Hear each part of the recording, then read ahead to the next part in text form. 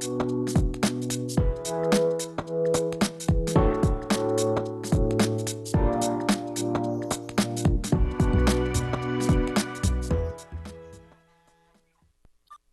buenos días, amables televidentes de Acento TV y a partir de ahora. Tenemos un programa especial, precisamente por la situación especial que en estos momentos atraviesa República Dominicana y el mundo con la pandemia del coronavirus COVID-19. Tenemos un invitado amigo de este espacio y de todos ustedes, el doctor Fulgencio Severino, un reconocido cardiólogo, pero que es mucho más. Además de su profesión de médico cardiólogo, es un estudioso de los sistemas de salud. Y de República Dominicana le ha dado seguimiento al sistema de salud desde hace muchos años.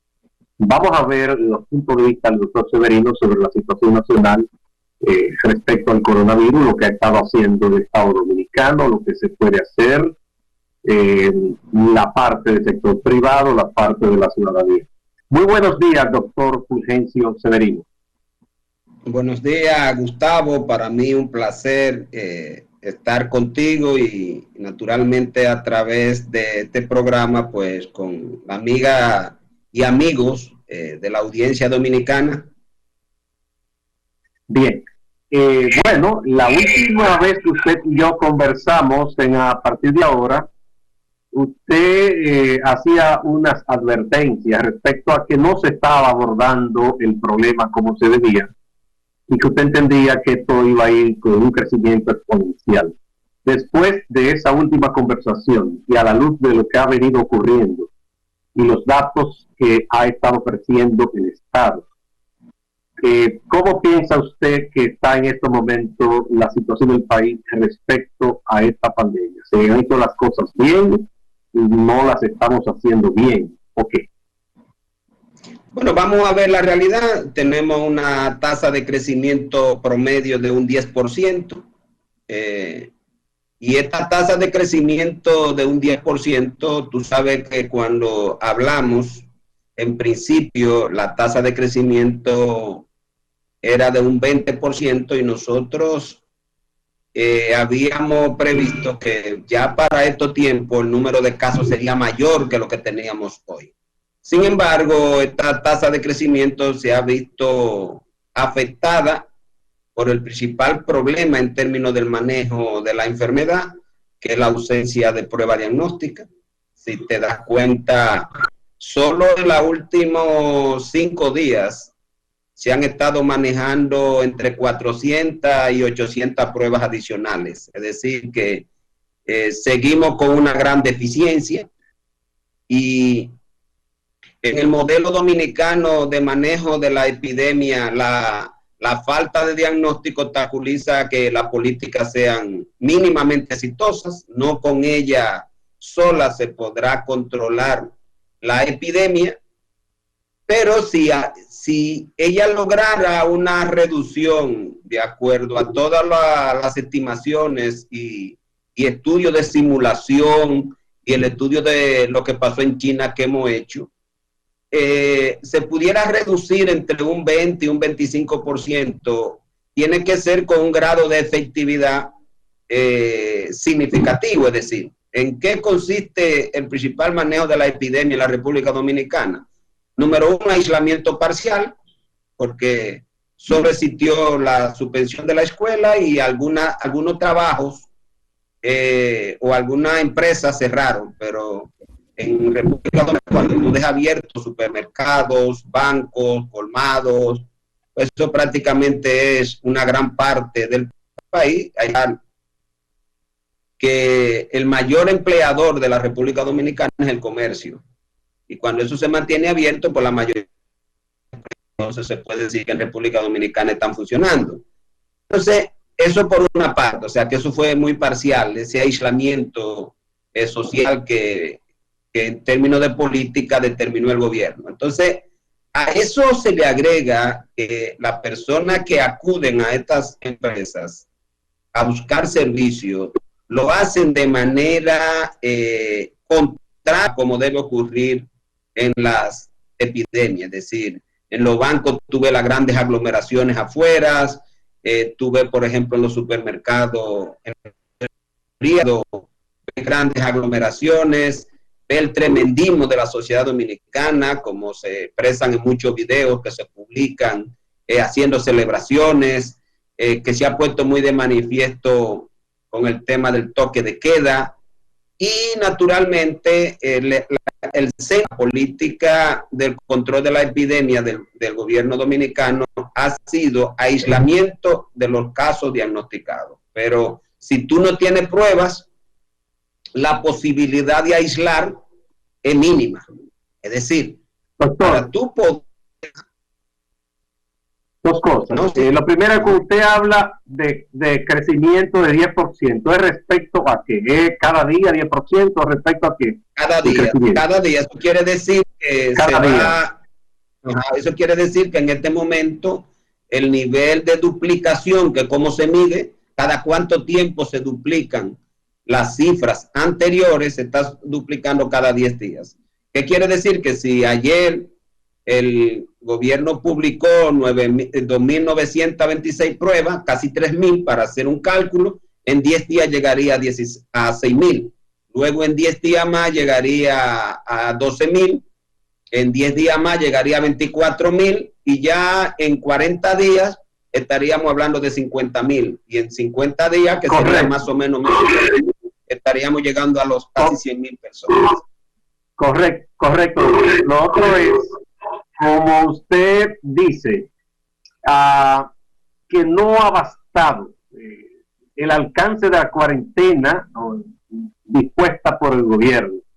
Se ha extendido la cuarentena. Hubo una aprobación de nuevo en el Congreso por una petición del Ejecutivo. ¿Cuáles cosas habría que agregar para hacer efectiva esta cuarentena? Ya que se ha extendido en el tiempo, pero... Bueno, lo primero es que si el centro de control fundamental de la política pública es el aislamiento de los afectados, de los infectados y su relacionado, no hay duda que hay que tener una estructura para eso. Y segundo, que hay que hacer pruebas. La mayoría de los países están haciendo entre 8 y 1000 pruebas diarias. Y nosotros, el día que más hacemos 800 pruebas diarias, de acuerdo a lo que publica el ministerio, que fue en el día de ayer. Por ejemplo, nosotros en el Hospital Salvador Begotier no pudimos hacer ni siquiera una prueba rápida. El fin de semana hubo que decirle a todos los pacientes que vinieran el lunes.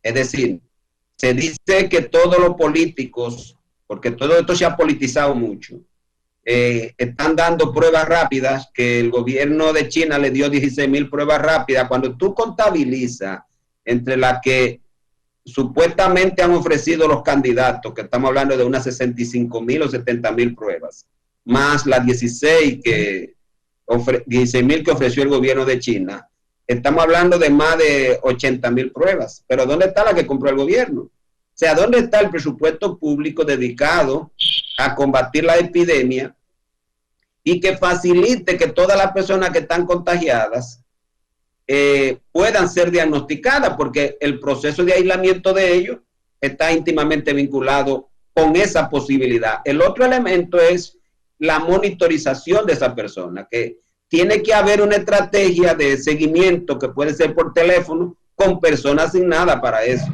Segundo, ¿no existe una estrategia en República Dominicana? ¿No existe una estrategia? No, aquí no, con ese, no existe. No existe, con excepción de lo que el Ministerio de Salud Pública agarra y lo lleva a un centro. El resto está a merced de la creencia de las propias personas. Tú recuerdas que yo te dije contrario a lo que decía la propia Organización Mundial de la Salud y el Ministerio de Salud Pública, que lo correcto era mascarilla a todo el mundo. Hoy el Ministro de Salud Pública está hablando de mascarilla a todo el mundo, pero ¿dónde está la mascarilla? Es decir, el gobierno no es hablar, es decidir que aquí tenemos 1 millón de mascarillas dispuestas en farmacia, colmados, para que la gente a bajo precio la pueda usar, porque eso te evita que por lo menos que una persona que esté contagiada, aunque no lo sepa, pueda contagiar a otra persona. Entonces, ninguna de las políticas que ha desarrollado el gobierno son efectivas. De ahí que se mantiene una tasa de crecimiento que no es real los datos que da el Ministerio de Salud Pública porque están subvaluados o subvalorados por el tema de la falta de pruebas, porque si tú no haces pruebas no vas a tener un diagnóstico realmente de la cantidad de contagiados que tú tienes. Y te puse el ejemplo de nosotros en el gobierno. 13 pacientes ayer, más lo del sábado y el domingo, más lo que llevan hoy, pues ya tú tienes aproximadamente unos 50 pacientes ahí que no se le pudo hacer el diagnóstico ni con las pruebas rápidas porque simple y llanamente no están. muy bien, doctor. Vamos a una brevísima pausa y retornamos.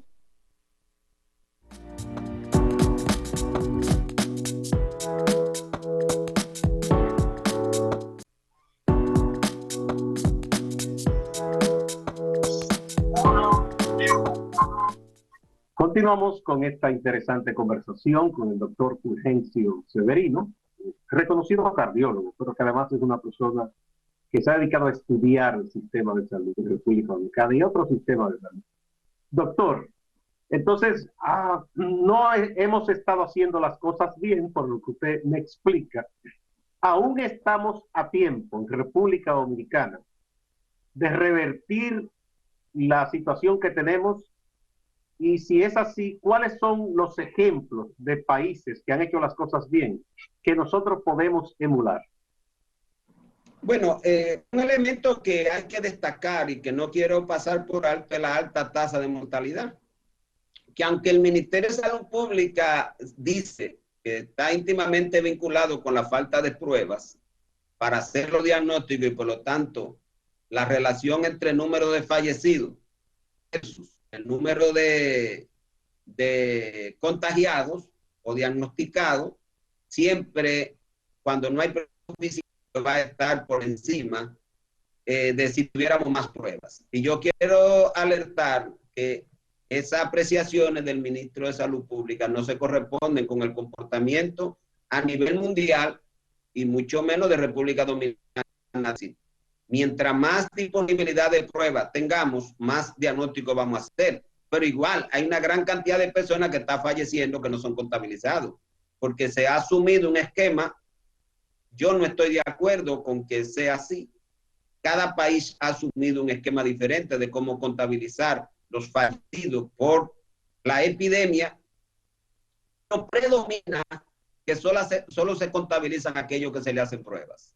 Quiere decir que hay aproximadamente un 20 o 30% de personas que fallecen y que todos los médicos sabemos que es por la epidemia, pero que el Ministerio de Salud Pública no la contabiliza. En una contradicción, porque si tú te pones a ver y los amigos televidentes observan lo que dice el Ministro de Salud Pública, los médicos que lo traten clínicamente, o sea, si tienen una radiografía con neumonía y tienen adicional los síntomas que le den el tratamiento, pero resulta entonces que para tratarlo sí son diagnósticos de COVID, pero para contabilizarlo como fallecido no lo son. Entonces, es un manejo muy antojadizo que han hecho los gobiernos, y yo creo que ahí la mayor responsabilidad tiene la Organización Mundial de la Salud, que debió haber asumido que todos los diagnósticos similares, y yo lo digo para el futuro, porque hoy es esta epidemia, pero mañana es otra, y no hay duda que los gobiernos en el mundo entero han dado prioridad a la economía que a la salud de la población. Yo creo que he visto dos declaraciones que son de verdaderos humanistas, que son la de Xi Jinping con la epidemia en Wuhan, como le llaman, dijo, salgan a la calle a salvar vidas y a evitar enfermos. Así le dijo Xi Jinping. Se llevó a todos los miembros del Partido Comunista de Wuhan, se llevó a todos los dirigentes del gobierno de Wuhan por negligente en la conducción frente a la denuncia de los casos que se estaban haciendo, y empezaron las medidas y ahí tenemos los resultados. Y la otra declaración la vi ayer del presidente Fernández de Argentina. Dijo, quiero más 10% de personas desempleadas que 100,000 muertos. Es decir, es un concepto humanista lo que hay que tener para manejar una crisis. Y ahí que lo fundamental es que la epidemia se maneje como una situación médica, no como una situación económica y política. Si tú te pones a ver, el problema principal que tenemos en República Dominicana, que los políticos inciden más que los propios médicos. Es decir, si tú me preguntas a mí como médico, y todos los días, aunque tengo más vínculos con médicos infectados, me llama una doctora. El doctor, di positivo, ve a hacerte una tomografía. No, doctor, eso es más difícil que el carajo. No se la pudo hacer. Que es el método diagnóstico de la neumonía más objetivo, de mayor confianza. Pero si no, uno puede hacer una radiografía. ¿Qué pasa? Yo soy de lo que cree en el protocolo de muchos países europeos y de los chinos de darle tratamiento a la neumonía leve para evitar que los pacientes progresen. ¿Entiendes? Pero tú me dices a mí que yo te dé el tratamiento y yo no te lo voy a dar, porque todos los tratamientos se han secuestrado. Es decir, no existe el tratamiento como una enfermedad cualquiera. Es decir, yo no tengo la posibilidad como médico de tratar la enfermedad, aunque yo ejerza medicina privada. Porque cuando usted dice que el tratamiento o los tratamientos, no decir los kits, como llaman, se han secuestrado, ¿cómo así que se han secuestrado? Bueno, porque si tú buscas el tratamiento básico aprobado en el mundo entero, en este momento la hidroxicloroquina, pero tú no la encuentras en ninguna farmacia. ¿Cómo yo te hago una receta a ti para tratarte una enfermedad desde mi perspectiva como médico? No, que yo tengo que regirme a que en promesa se lo den. Y entonces, ¿qué ha decidido el gobierno? Que solo el que esté hospitalizado se va a tratar. Entonces, hay un manejo político de la epidemia que va a tener consecuencias fatales para la sociedad dominicana. Y yo lo advierto a través de tu programa. Es decir, seguir manejando esto con una centralización desde los diagnósticos, los tratamientos, las pruebas, eso no es correcto. Y yo lo que le digo al gobierno dominicano y al propio Ministerio de Salud Pública, que dejen que los médicos manejemos la enfermedad y que ellos garanticen desde la perspectiva, por ejemplo, del sector público, su gestión, y desde el sector privado que se permita gestionar de forma adecuada la enfermedad. Pero si queremos reducir real y efectivamente los efectos negativos de la epidemia, hay que permitir que los médicos podamos ejercer la profesión con el nivel científico con que siempre lo hemos hecho, porque en este momento los médicos somos los que más sabemos, porque somos los que estamos al tanto de todos los estudios que salen en las revistas internacionales de cómo se está manejando la crisis en otros países del mundo. Entonces, ¿de qué sirve que nosotros tengamos los conocimientos, pero la decisión la toma un individuo o un grupo de individuos que no saben de medicina absolutamente nada? Y me estoy hablando de medicina clínica. No me estoy refiriendo a que no sepan de política de salud, porque no hay que ser médico para saber de política de salud. Pero en medicina fundamentamos la práctica en aquellas cosas que han demostrado ser efectivas, o sea, lo que se llama lo probado. La medicina basada en la evidencia se fundamenta en lo probado y la buena práctica médica se fundamenta en lo probado. Entonces, hay que permitir que los médicos con formación dispongamos de la prueba diagnóstica fácil y dispongamos de los tratamientos fáciles para nosotros tratar a los pacientes de acuerdo a los protocolos internacionales que existen ya hoy en día, y eso no lo podemos hacer. Eso es una parte. En relación a lo que hay que hacer, yo me voy a circunscribir ayer revisé un estudio que fue publicado en una de las revistas más importantes de Estados Unidos, que es JAMA, que es el Journal de la American Medical Association, y es un estudio publicado hoy estamos hace 3 días, que el día 10 se publicó. Dice ese estudio que hace una evaluación de toda la estrategia seguida por China. Divide a China en 5 periodos de 2 semanas. Y el primer periodo, antes del día 10 de enero, que fue cuando empiezan a diagnosticarse los casos, China no estaba preparada, no conocían la enfermedad y naturalmente tuvieron un manejo desastroso de la enfermedad. El segundo periodo coincide con lo que los chinos le llaman el año nuevo, algo así, que va del día 10 de enero al día 22 de enero. 21 de enero de manera concreta. Ahí los chinos no pusieron control, es como la Semana Santa de nosotros, y hubo un crecimiento exponencial en el número de casos. El tercer periodo va del día 22 de enero al día 1 de febrero. Ese fue el periodo más difícil para los chinos. Para que tenga una idea, en el primer periodo el crecimiento fue de 2%, en el segundo periodo el crecimiento fue de 53%, y en el tercer periodo fue de 162%. Ahí fue donde los chinos creció exponencialmente. Todo el mundo parecía que China se iba a desaparecer. Y vinieron los chinos entonces y tomaron medidas en cada periodo, por ahí fue que arreciaron con la medida. La cuarentena total, la cuarentena total. Y redujeron en los próximos 15 días de 162 por cada millón, los redujeron a 72 por cada millón. Y ya en el último periodo salieron a buscar a la gente casa por casa, y entonces ahí lograron reducir a 17 por cada millón de personas. Y hoy China es el modelo exitoso, y los países, en vez de copiar de China, lo que han querido es ¿cómo se dice? Demonizar a China. Sí, que China es la culpable, es el discurso de Trump, por ejemplo, y hoy Estados Unidos tiene una situación desastrosa. De tal manera que... Es el peor Estados Unidos en estos momentos. Y Inglaterra también, la tasa de mortalidad de Inglaterra es de un 12%, y Estados Unidos tiene una tasa de mortalidad de un 4%, con más de 22,000 fallecidos, con más de 470,000 contagiados. Y hay algo que no se para. Ellos están contentos de que porque bajaron de un día para otro 3,000 en lo que tiene que ver con el número de contagiados. El tema no es que tú bajes. El tema es que si tú, por ejemplo, de 30 baja 27, tú bajaste un 10%. Perfectamente. Ponle tú que vuelva a bajar. Vamos a ver la curva de hoy. ¿Qué pasó? A ver, baja un 10% más. A ver en cuánto tiempo va a bajar un 10%, de tal manera que pueda decir que en un periodo determinado tú logres controlar la epidemia, porque es verdad, Corea del Sur fundamentó toda su práctica en prueba masiva, y hoy Estados Unidos está en una línea de prueba masiva. Tú estás hablando de Estados Unidos desde que tomó una decisión realmente de haber hecho ayer había hecho más de 2,600,000 pruebas, y la mayoría de los gobiernos han fundamentado. Los gobiernos que no han querido paralizar. Hay otro gobierno, por ejemplo, como el de Venezuela, que a pesar de su crisis, ha hecho casi 500,000 pruebas.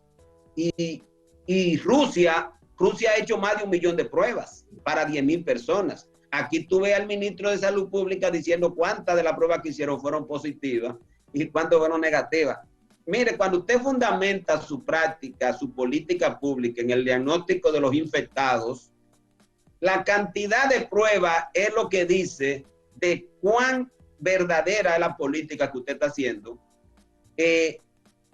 con esto, porque usted necesita garantizarle a todo el mundo pruebas de tal, y manejar los infectados, y manejar los contaminados, y manejar los contactos. Aquí no hay ninguna posibilidad de eso. Por eso es que yo, y lo dijimos allá, y nuestro partido lo ha dicho también, a los amigos televidentes que sepan que además de médico y lo que tú has dicho vinculado al tema de la política de salud, con alguna maestría en esos temas, nosotros hemos planteado que en República Dominicana el único camino frente a la torpeza en el manejo del gobierno de la epidemia es que todos los partidos en República Dominicana le exijan al gobierno el cierre total del país. O sea, hay que aislar.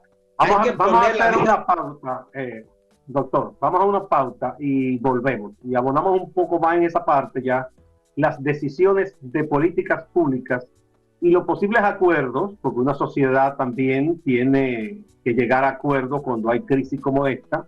El gobierno no puede hacer las cosas de manera solitaria ni pensarse que tiene toda la verdad. Vamos a una pausa y retornamos.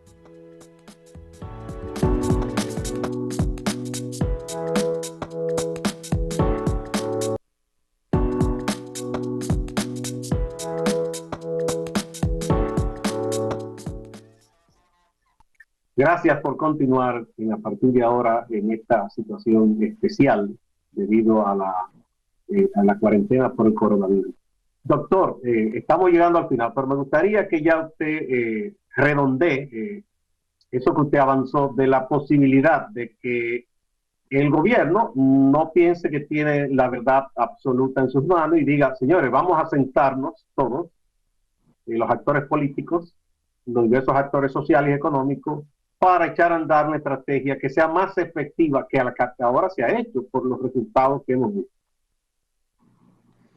Bueno, lo primero que nosotros planteamos es despolitizar la epidemia, es decir, hay que sacar a todos los candidatos con anuncios, con donaciones, con todo, sacarlo. El que quiera donar, que lo dé en secreto. Ese es el primer elemento, ¿eh? Es una crisis sanitaria y no se puede politizar.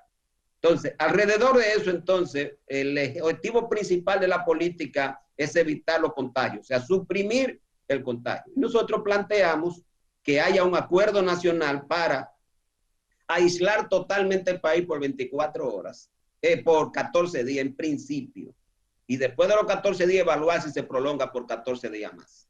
Como elemento básico, que todo el mundo se quede en su casa. El virus no tiene tratamiento y el único tratamiento es esperar que pasen los días, que es el periodo de incubación básico del virus, aunque algunos estudios dicen que puede durar un poco más, pero veremos a ver. Entonces, ¿qué hacer en ese periodo? Disponer de millones de pruebas rápidas que el gobierno garantice en un periodo de tiempo, no más de una semana, de todas las pruebas rápidas que se necesitan para hacerla, número uno, a todos los que tengan síntomas, número dos, a todos sus relacionados, y que con esa persona se garantice un seguimiento, una monitorización a través de la UNAT, a través de la Junta de Vecinos, porque tiene que ser un acuerdo de la sociedad en su conjunto, para garantizar que todas esas personas se queden en su casa, monitorear a ver quiénes necesitan hospitalizaciones mediante llamadas telefónicas. Es todo un plan para seguimiento de esas personas que se identifiquen que estén contagiadas. Y tercero, como elemento número 3, que se liberalice los tratamientos para que los médicos tengan posibilidad de tratar a los pacientes en una etapa temprana de la enfermedad. Y el último elemento señalaría como básico, que si no se puede aislar al país de manera concreta, bueno, pues que los bancos, por ejemplo, se organicen mejor, que se cierren todas las plazas comerciales y se dejen las oficinas de los bancos que están fuera de las plazas, que se organicen a la persona por edad, por hora determinada, igual los supermercados. O sea, hay que buscar una estrategia nacional que permita que se suprima el contagio, porque la única posibilidad de evitar consecuencias, de acuerdo al ritmo que vamos a finales ya de mayo, yo había pensado a finales de abril, pero a finales de mayo estaremos en una situación inmanejable. Bien, muchísimas gracias al doctor Fulgencio Severino, cardiólogo, salubrista, que ciertamente tiene estudios en los sistemas de salud y se mantiene al día constantemente. Además de que reconozco también que es de los médicos que se toman muy en serio su profesión y su vocación, sobre todo de servicio. Muchas gracias. Y a ustedes, amigas y amigos, muchas gracias por seguirnos y manténganse en Acento y en Acento TV con las informaciones constantes sobre esta situación del coronavirus y sobre otros temas de interés general.